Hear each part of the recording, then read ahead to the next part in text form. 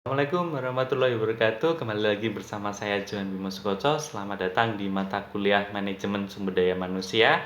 Mata kuliah ini diperuntukkan bagi mahasiswa di Sarjana Terapan Manajemen dan Administrasi Logistik Sekolah Vokasi Universitas Diponegoro.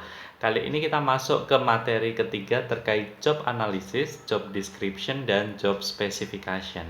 Kita akan pelajari apa itu analisis pekerjaan, untuk kemudian kita bisa menarik ke spesifikasi pekerjaan dan deskripsi pekerjaan. Nah, yang pertama kita mau pelajari terkait analisis pekerjaan. Analisis pekerjaan adalah kegiatan untuk menciptakan landasan ataupun pedoman standar minimum dari penerimaan dan penempatan sumber daya manusia di dalam sebuah organisasi dengan tujuan memperoleh kompetensi sumber daya manusia sesuai harapan perusahaan atau instansi. Nah, di sini kita turunkan ke instansi sektor-sektor logistik.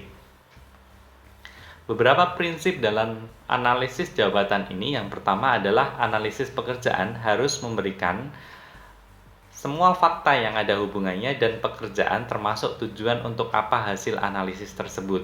Kemudian yang kedua, analisis pekerjaan harus memberikan fakta yang diperlukan untuk bermacam tujuan. Karena apabila tiap tujuan dibuat analisis pekerjaan sendiri-sendiri, maka akan memerlukan biaya yang mahal. Kemudian yang ketiga, analisis pekerjaan harus sering ditinjau dan diperbaiki. Dan yang keempat, analisis pekerjaan harus menunjukkan unsur-unsur pekerjaan yang paling penting di antara beberapa unsur dalam setiap pekerjaan. Dan yang kelima, analisis pekerjaan harus dapat memberikan informasi yang teliti dan dapat dipercaya sehingga diperlukan ahli. Dale Yoder dalam Mukijat menyebutkan 4 macam informasi dari suatu pekerjaan yang meliputi apa yang dilakukan, syarat-syarat perseorangan, tanggung jawab jabatan atau pekerjaan, dan kondisi pekerjaan. Manulang mengelompokkan analisis pekerjaan sebagai berikut. Yang pertama, analisis pekerjaan untuk menentukan syarat mental yang dibutuhkan oleh karyawan untuk dapat berhasil melaksanakan pekerjaan. Kemudian, analisis pekerjaan untuk menentukan langkah-langkah yang harus ditempuh dalam mengajarkan sesuatu pekerjaan kepada karyawan baru. Kemudian analisis pekerjaan untuk menentukan nilai tiap-tiap pekerjaan secara adil. Dan yang keempat, analisis pekerjaan untuk dapat mempermudah cara kerja karyawan pada suatu pekerjaan tertentu dengan maksud untuk menghilangkan gerakan-gerakan karyawan yang tidak diperlukan. Manfaat informasi analisis jabatan antara lain untuk menentukan tugas dan tanggung jawab apa yang harus dilaksanakan oleh karyawan yang diserai suatu pekerjaan. Kemudian untuk menentukan basis rasional bagi struktur kompensasi, tunjangan, dan intensif lainnya. Kemudian yang ketiga, untuk menilai tantangan lingkungan yang mempengaruhi pekerjaan individu. Kemudian untuk merencanakan kebutuhan sumber daya manusia pada waktu yang akan datang, dan sebagai basis perencanaan organisasi dengan memberikan perumusan yang jelas pada tiap-tiap pekerjaan dan menunjukkan hubungan dari pekerjaan satu dengan pekerjaan yang lain. Kemudian yang kelima, untuk menentukan pendidikan, keterampilan, dan pengalaman yang diperlukan dari karyawan agar dapat melaksanakan suatu tugas secara efektif dan efisien. Dan sebagai pedoman untuk merekrut, menyeleksi, dan menempatkan sumber daya manusia. Sebagai dasar untuk mengembangkan karyawan melalui pendidikan dan pelatihan, sebagai dasar untuk mengadakan promosi, pemindahan, demosi, dan pembinaan karir karyawan berdasarkan syarat-syarat ketentuan tertentu. Sebagai petunjuk yang diperlukan dalam mempermudah dan memperbaiki tata cara kerja pada suatu pekerjaan, sehingga diperoleh produktivitas yang semaksimal mungkin dengan menghilangkan gerakan-gerakan yang tidak diperlukan atau aliran kerja tertentu, sebagai dasar untuk menetapkan prestasi kerja. Ada juga sebagai dasar untuk memperbaiki kondisi kerja yang menuntut analisis pekerjaan berbahaya, tidak sehat, dan tidak menyenangkan. Kemudian untuk membantu merevisi struktur organisasi, sebagai dasar menentukan kebutuhan bahan kerja, peralatan kerja, dan fasilitas kerja, memperoleh gambaran secara segala macam karakteristik fisik, mental, pendidikan, pengalaman yang harus dimiliki oleh seorang karyawan sehingga dapat diterapkan prinsip the right man on the right place. Kemudian untuk memperkenalkan para karyawan baru dengan pekerjaan mereka. Nah, setelah kita mengenali apa itu analisis pekerjaan, kita masuk ke deskripsi pekerjaan. Deskripsi pekerjaan adalah pernyataan tertulis yang meliputi tugas, wewenang, tanggung jawab, dan hubungan-hubungan lini baik ke atas maupun ke bawah. Deskripsi pekerjaan ini menyangkut pernyataan faktual tentang tugas dan tanggung jawab dari suatu pekerjaan tertentu. Hasil proses analisis pekerjaan yang pertama dan langsung adalah deskripsi pekerjaan ini. Gary Dessler menyebutkan, tidak ada format standar yang digunakan dalam membuat deskripsi pekerjaan, namun mayoritas memuat tentang identifikasi jabatan, ikhtiar atau ringkasan jabatan, hubungan, tanggung jawab dan kewajiban, wewenang pemegang jabatan, standar kinerja, kondisi kerja, spesifikasi jabatan. Kemudian manfaat deskripsi pekerjaan antara lain. Pertama, membantu menghindari kebingungan dan memberikan pemahaman dalam melaksanakan pekerjaan. Kemudian menghindari tumpang tindih tanggung jawab dalam melaksanakan tugas, memudahkan prosedur rekrutmen, seleksi, pelatihan, dan berbagai aktivitas sumber daya manusia, membantu karyawan dalam merencanakan karir, mengurangi praktik diskriminasi dalam promosi dan pemindahan, serta memudahkan evaluasi pekerjaan untuk memberikan keadilan dan pemberian kompensasi.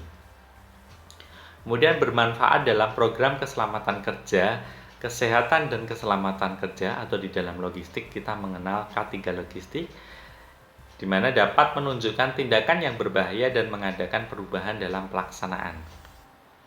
Deskripsi pekerjaan penting dalam perencanaan perubahan organisasi dan reorganisasi sesuai perkembangan. Memberikan arahan tentang pengalaman yang diperlukan untuk melaksanakan pekerjaan, untuk memperbaiki prosedur dan metode kerja ke arah yang lebih efektif dan efisien. Kemudian membantu untuk memperbaiki administrasi dan pengendalian pekerjaan. Nah, gambar di sini merupakan contoh lowongan pekerjaan di sektor logistik, utamanya di sini di pergudangan atau warehouse management. Nah, di sini ditunjukkan terdapat lowongan petugas gudang di sebuah organisasi. Nah, di mana letak job description-nya? Nah, di sini dapat kalian lihat disebutkan di dalam lowongan pekerjaan ini bahwa petugas gudang bertugas menangani barang di gudang, memeriksa jumlah dan kualitas barang yang datang dan lain sebagainya. Ini merupakan salah satu contoh kecil dari job description. Nah, contoh berikutnya lowongan pekerjaan yang lain, lowongan terkait warehouse admin, administrasi gudang. Job deskripsinya misalnya melakukan di sini banyak sekali melakukan kegiatan-kegiatan pergudangan, mulai dari penerimaan barang dan meneliti apakah barang sesuai dengan surat pesanan, membuat stok opnam dan laporan stok barang bulanan, menyiapkan barang sesuai dengan order untuk dikirim, kemudian menerima barang masuk untuk disimpan di gudang, sampai dengan di sini membuat rekap stok barang setiap hari dan lain sebagainya. Ini merupakan contoh dari kegiatan dari deskripsi pekerjaan seorang admin gudang atau warehouse admin. Nah, di sini kalian bisa melihat ini merupakan contoh job description. Nah, berikutnya kita mengenal apa yang namanya spesifikasi pekerjaan.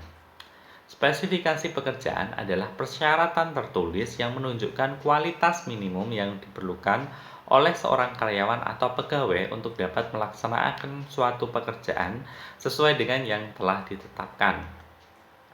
Dengan tersusunnya deskripsi pekerjaan ini, maka dapat diperoleh petunjuk tentang spesifikasi pekerjaan yang diperlukan.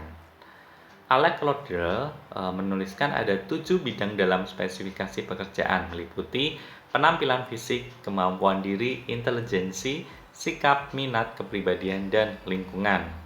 Pada umumnya, isi suatu spesifikasi pekerjaan terdiri atas: pertama, identifikasi pekerjaan atau jabatan, nama, kode, bagian. Kemudian persyaratan pekerjaan meliputi pendidikan, kecerdasan, pengalaman, keterampilan, syarat fisik, umur, jenis kelamin, status perkawinan, kewarganegaraan, stabilitas emosional, dan kemampuan khusus. Manfaat spesifikasi pekerjaan antara lain menentukan tugas secara hati-hati dan mendaftarkan pekerjaan yang akan dilaksanakan, kemudian memudahkan menentukan golongan staf yang dibutuhkan dan mengangkat dengan layak para pelamar yang mempunyai kemampuan, kemudian memungkinkan manajemen menggunakan skema pelatihan yang pada tingkat yang tepat.